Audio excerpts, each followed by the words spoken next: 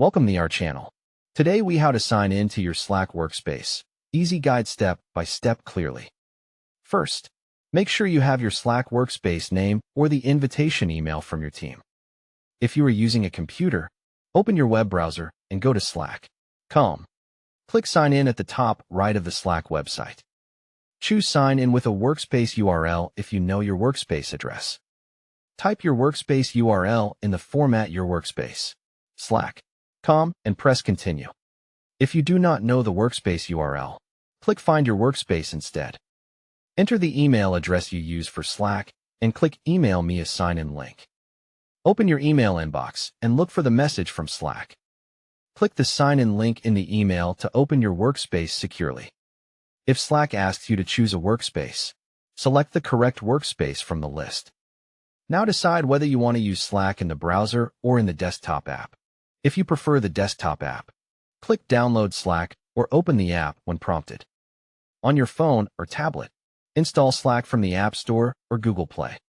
Open the Slack app and tap Sign In. Tap Sign In with email if you want Slack to send you a magic link. Enter your email address and tap Next to receive the sign-in email. Open the email on the same device and tap the sign-in link to continue. If you have an invitation link from your company, open that link directly. When the Slack sign-in page appears, choose the sign-in method your team uses. Select Sign In with Google if your workspace is connected to a Google account. Select Sign In with Apple if your workspace is connected to Apple ID. Select Sign In with SAML or Single Sign-On if your company uses corporate login.